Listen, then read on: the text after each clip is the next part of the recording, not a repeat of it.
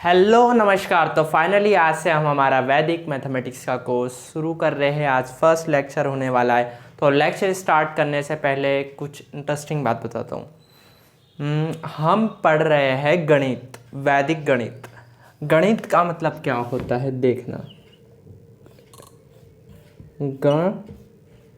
गणित मतलब गण धन इत। गण का मतलब क्या होता है? अंक। ठीक। गणित का मतलब क्या हो गया? जिसमें अंक समाहित हो वह गणित। ठीक है। ग से एक और शब्द आता है गणेश, और गणेश का मतलब क्या होता है? गणधन ईश, मतलब अंकों के देवता। तो हम हमारे गणित, वैदिक गणित की शुरुआत करेंगे गणेश जी का नाम लेकर के। तो मैं आप सभी से रिक्वेस्ट करूंगा कि आप सभी अपने मन में भगवान का नाम लीजिए। श्री गणेशाय नमः। तो चलिए आज हम शुरू करते हैं हमारा वैदिक मैथमेटिक्स का कोर्स। तो देखो, आपको थोड़ा एक इंट्रो देता हूँ मैं वैदिक मैथ्स के मेथड्स के बारे में। जो हम टॉपिक पढ़ने वाले हैं वो तो पढ़ रहे हैं, बट देखिए मैं किस तरीके से कोर्स को ले जा रहा हूँ आगे, उसको समझते हैं। वैदिक मैथ्स में दो तरीके की मेथड्स होती है।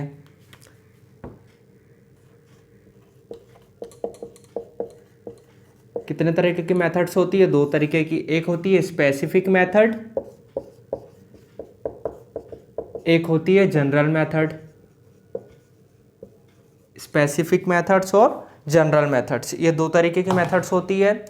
तो पहले जो हमारा टारगेट रहेगा वो स्पेसिफिक मेथड्स को करेंगे, उसके बाद हम क्या करेंगे? जनरल मेथड्स को करेंगे। फिर बीच में कुछ स्पेसिफिक मेथड्स और लेकर के आऊँगा, बट ब्रीफली जो सबसे मेन स्पेसिफिक मेथड्स है वो मैं शुरू के कुछ वीडियोस में करा दूंगा। अब स्पेसिफिक क्या है, जनरल क्या है, इसको समझते हैं। स्पेसिफिक नाम से ही समझ में आ रहा है ऐसे मेथड्स जो सिर्फ स्पेसिफिक केसेस में ही अप्लाई होते हैं। लेकिन स्पेसिफिक मेथड का एक खास बात ये रहती है कि ये जनरल मेथड के कंपैरिजन में कम टाइम लेते हैं। जनरल मेथड के कंपैरिजन में जल्दी से आंसर सॉल्व हो जाता है।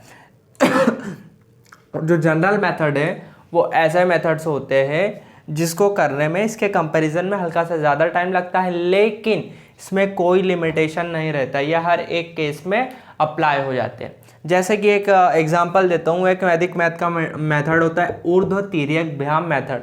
तो ये एक ऐसा मेथड है, ऐसी टेक्निक है जो हर तरीके की मल्टीप्लिकेशन में एप्लीकेबल है। मतलब कोई सा भी मल्टीप्लिकेशन आप दोगे उसमें ये वाली ट्रिक को काम ला सकते हैं। और वहीं एक और एग्जांपल स्पेसिफिक मेथड का देता हूं। तो आज जो हम लोग पढ़ने वाले टॉपिक वो एक स्पेसिफिक मेथड पे बेस्ड है। तो ये सारे केसेस पे अप्लाई नहीं होगा, सिर्फ स्पेसिफिक केस पे ही अप्लाई होगा। तो जो हमारा आज लेक्चर 1 है उसका टॉपिक है squaring of numbers ending with 5। तो इसमें हम एक स्पेसिफिक मेथड पढ़ने वाले हैं। तो शुरू करते हैं। Squaring of number ending with 5 मतलब क्या? बिल्कुल सही समझ रहे हो। आपकी ऐसे नंबर्स जिनका एंड 5 से होता है, मतलब जिनका यूनिट प्लेस क्या होता है? 5। जैसे 85, 75, 65, 115, 125, ऐसे नंबर्स जिनका एंडिंग किस पे हो रहा है? 5 का। तो ऐसे नंबर्स का स्क्वायर हम कैसे निकालें, वही आज इस लेक्चर में हम सीखने वाले हैं। इसका एक और एक्सटेंशन भी है, वो भी सीखेंगे। पहले ध्यान देते हैं बेसिकली स्क्वायरिंग होती क्या है। वैसे तो आपको पता ही है, बट फिर भी एक और बार बता दूंगा। Multiplying a number by itself, मतलब जब भी किसी नंबर का खुद ही के साथ मल्टीप्लिकेशन किया जाता है तो वो जो निकल करके आता है उसको क्या कहते हैं? स्क्वायर। और ये प्रोसेस क्या कहलाती है? स्क्वायरिंग। ठीक। तो मानते हैं कोई सा एंडिंग नंबर 5 जो है, मान लेते हैं 85 है, 75 है, 115 ये ले लेता है। इनका स्क्वायर कैसे निकाले? तो वैदिक मैथ की एक कमाल की ट्रिक है, ध्यान देना, अच्छे से समझो। हमको क्या करना है? आंख बंद करके दो पोर्शन बना देना है। ये माइंड में बनाना है आपको। ये इसके लिए पेन भी उठाने की ज़रूरत नहीं, इतना इजी मेथड है। आंख बंद करके आपको क्या लिख देना है? इधर 25 राइट हैंड साइड पे, क्या करना है 25 लिख देना, आँख बंद करे और 25 लिख दिया। अब जो ये 8 है इसके जस्ट नेक्स्ट नंबर कौन सा क्या होता है, तो होता है 9। तो हमको क्या करना है, इस 9 और 8 का मल्टीप्लाई कर देना है, और 9 और 8 का मल्टीप्लाई करा तो कितना आया 72। अरे यही तो हमारा आंसर है, बिल्कुल बिल्कुल सही आंसर है हमारा। वहीं यदि हम ट्रेडिशनल वैसे करते तो क्या करते हैं 85 इंटू 85, फिर 5 में 5 का मल्टीप्लाई करते, फिर 5 में 8 का मल्टीप्लाई करते, फिर 8 में 5 का करते, फिर 8 में 8 का करते, फिर यहाँ पे एक लाइन में एक लाइन यहाँ आती, फिर इन दोनों का एडिशन करते, तब जाके हमारे पास कंप्लीट आंसर आता। बट हमारी सारी इंटरमीडिएट स्टेप्स गायब हो गई। डायरेक्टली हमने क्या किया, इधर 25 कर दिया और यहाँ पे 8 के मतलब जो 5 के अलावा जो रिमेनिंग नंबर है, ये तो यूनिट प्लेस पे 5 है, इसके अलावा जो रिमेनिंग नंबर है हमको क्या करना है, उसके जस्ट नेक्स्ट कौन सा नंबर आता है वो लेना है और इन दोनों का मल्टीप्लाई कर देना है। तो जो मल्टीप्लाई करेंगे वो लेफ्ट हैंड साइड हो जाएगा आंसर का, और यहाँ पे राइट हैंड साइड पे हमेशा 5 आएगा, 25 आएगा। क्यों, क्योंकि यहाँ पे हम क्या करते हैं, जो ये राइट हैंड साइड पे 5 है इसका स्क्वायर लिखते हैं, तो यहाँ पे स्क्वायर लिख दिया तो ये आ गया 25।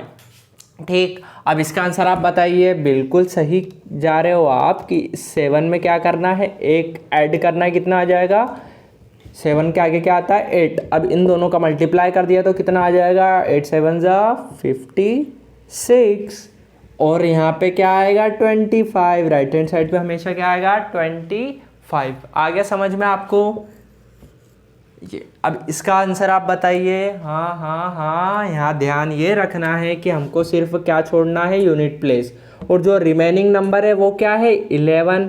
तो 11 के बाद क्या आता है 12, तो हमको 12 और 11 का मल्टीप्लिकेशन करना है, इन दोनों का गुणा किया तो कितना आ गया 132, और ये हमारा लेफ्ट हैंड साइड हो गया, और राइट हैंड साइड पे हमेशा क्या आएगा 25। तो है ना बहुत इजी मेथड, बहुत कमाल का मेथड। कुछ एग्जांपल्स और देता हूँ, आपको ये करना है, देन हम आगे बढ़ते हैं। 45 70 और दूसरा ले लेते हैं 95। इसका आंसर बताइए, इसका स्क्वायर क्या होगा। बिल्कुल सही कह रहे हो 2025। हमको तो पेन भी उठाने की ज़रूरत नहीं पड़ी, आपने तो मन में ही बता दिया। इसका भी ओरली आंसर बता रहे हो, बिल्कुल सही कह रहे हो 90 और 25 9025। कैसे आया ये, वही इसके जस्ट नेक्स्ट क्या आता है 10 और 9 का मल्टीप्लाई कर लिया, आ गया 90, और 5 का स्क्वायर 25। बिल्कुल इजी है ना। अब ये मेथड सिर्फ यहीं पे एप्लीकेबल नहीं है, एक और जगह एप्लीकेबल होती है। अब देखो एक चीज़ ऑब्जर्व करो आप लोग, मैं यहाँ लिखता हूँ, ऑब्जर्वेशन करके बताओ कि क्या चीज़ इन सब में कॉमन दिख रही है। ये देखो 85 का स्क्वायर 75 का स्क्वायर 115 का स्क्वायर मतलब क्या है 85 इंटू 85, यही मतलब हुआ ना 75 इंटू 75, ठीक 115 इंटू 115, यही मतलब हुआ। मल्टीप्लिकेशन कर दिया 2 बार एक ही नंबर का, ठीक। अब देखो यहाँ पे जो यूनिट प्लेस पे जो नंबर्स है मल्टीप्लिकेशन में, इनका यदि हम सम करते हैं तो कितना आता है 10, और जो रिमेनिंग नंबर है वो दोनों में क्या है सेम। यहाँ पर हम दोनों का एडिशन करते तो कितना आता है 10, और जो रिमेनिंग नंबर है वो क्या है 7 7 मतलब सेम, दोनों में सेम है। यहाँ पर 8 8 था, ये भी सेम है। अब यहाँ पर देखो यूनिट प्लेस के जो नंबर्स है उनका एडिशन करते तो कितना आ रहा है 10, और जो रिमेनिंग है उतना वो वहाँ पे क्या आ रहा है 11 11, मतलब दोनों सेम है। तो हमने एक सीक्रेट बात यहाँ से निकाल ली, यदि यूनिट प्लेस के नंबर्स का सम या एंडिंग नंबर या यूनिट प्लेस का नंबर बोल दीजिए, इकाई का अंक, उनका वहाँ पे जो नंबर्स है उनका सम यदि 10 आ जाए और जो रिमेनिंग है वो सेम हो, तो हम तब भी यही वाली ट्रिक को अप्लाई कर सकते हैं। तो हम कैसे करते हैं देखिए, स्क्वायरिंग क्या एक तरीके से मल्टीप्लिकेशन ही है। तो बिल्कुल सही कह रहे हो, किसी ना किसी मल्टीप्लिकेशन में हम इसका इस्तेमाल कर सकते हैं इस फॉर्मूले का। तो यदि मैं 73 में 77 का मल्टीप्लाई करता हूँ तो हमको एक और, देखो जो मैंने अभी ऑब्जर्वेशन बताया था आपको, वो ऑब्जर्व करके देखो। यहाँ पे यूनिट प्लेस कितना है 3 या 7, इन दोनों का यदि हम सम करते तो कितना आ रहा है 10, और जो रिमेनिंग है वो क्या है सेम। तो बिल्कुल सही आ जा रहे हो आप। सेम लॉजिक यहाँ पर भी अप्लाई कर सकते हैं। आपको कुछ नहीं करना है, आपको क्या करना है, दो पोर्शन वही बनाना, एक लेफ्ट हैंड साइड का आंसर आएगा, एक राइट हैंड साइड का। तो हमको देखना है 7, इसका जस्ट नेक्स्ट नंबर क्या होता है 8, तो 8 और 7 का मल्टीप्लिकेशन कर देंगे तो कितना आ जाएगा 56। और जो रिमेनिंग है, सॉरी जो यूनिट प्लेस पे है 3 और 7, इन दोनों का भी मल्टीप्लिकेशन कर दो तो कितना आ जाएगा 21। यहाँ पर हमने 5 का स्क्वायर किया था, 5 का स्क्वायर मतलब क्या 5 × 5, जस्ट एज इट इज क्या कर रहे हैं हम 3 और 7 का मल्टीप्लाई कर रहे हैं 27। ये आ गया आपका आंसर। 5 6 2 1 इज योर आंसर, है ना बिल्कुल आसान। एक और एग्जांपल के थ्रू समझते हैं। अब मैं ये सब रफ कर रहा हूँ, कुछ एग्जांपल्स लेंगे और हमारा ये टॉपिक को एकदम अच्छे से गेन कर लेंगे। देखो अब एक और लिखता हूँ मैं, 1 1 2 × 1 1 8। यहाँ पर भी सेम ऑब्जर्वेशन। देखो यहाँ के जो यूनिट प्लेस है इन दोनों का यदि एडिशन करते तो कितना आ रहा है 10। तो हमको क्या करना है, इन दोनों का मल्टीप्लाई करके यहाँ पे लिख देना है। और इसका जस्ट नेक्स्ट नंबर क्या होता है 12, 11 का जस्ट नेक्स्ट नंबर क्या होता है 12। 12 और 11 का मल्टीप्लिकेशन करते हैं तो क्या आता है 132। ये हो गया हमारा आंसर, है ना बिल्कुल आसान। आपको प्रैक्टिस किस तरीके से करना है, किसी भी आपके फ्रेंड को रैंडमली बोलना कि भाई मुझे जो 5 जिसका एंडिंग नंबर 5 हो ऐसे नंबर्स बोलते जाओ, 45 55 65 में डायरेक्टली बिना पेन उठाए आंसर देते जाऊंगा तो आपकी प्रैक्टिस होती जाएगी। एज इट इज़ उसको इसी तरीके से बताना कि जिसका रिमेनिंग नंबर सेम हो और जो यूनिट प्लेस का नंबर हो उनका एडिशन 10 हो, ऐसे नंबर्स मेरे को रैंडमली बोलते जाओ, मैं तुरंत आंसर बताते जाऊँगा। अब एक और बात बताने वाला हूँ, ध्यान से समझो। अभी हमारा टॉपिक एकदम पूरा नहीं हुआ है, एक चीज़ बताना रह गया है। देखो यदि मैं 91 में 99 का मल्टीप्लाई करूँगा तो क्या आएगा, देखो ध्यान से। एज इट इज़ 1 और 9 ऑब्जर्वेशन किया, वही आया। इन दोनों का एडिशन कितना है 10, और जो रिमेनिंग है यहाँ पर भी 9 है, यहाँ पर भी 9 है, मतलब रिमेनिंग क्या है सेम है। तो देखो हमको क्या करना है, वही 9 के आगे क्या आता है 10, तो 10 और 9 का मल्टीप्लिकेशन कर दिया तो कितना आ गया 90। ये लेफ्ट हैंड साइड तो हमारा आंसर का हो गया। अब हमको क्या करना है 1, ये हमारा लेफ्ट हैंड साइड हो गया। 1 और 9 का मल्टीप्लाई किया तो कितना आया 9। बट यहाँ आपको एक चीज़ ध्यान रखना है, हमारे राइट हैंड साइड पे हमेशा कितने 2 डिजिट का नंबर होगा। हमारे पास तो सिर्फ 9 ही है, तो बिल्कुल सही जा रहे हो आप कि यहाँ पे हम यदि 0 लगा देंगे तो कोई फ़र्क पड़ेगा क्या, नहीं। जो 9 है वो 2 डिजिट का बन गया, तो 9009 ये हो गया आपका फाइनल आंसर। तो ऐसा ही एक और देता हूँ मैं आपको 79। अच्छा ये 7 ले, हाँ इसी को कर लीजिए, ठीक है।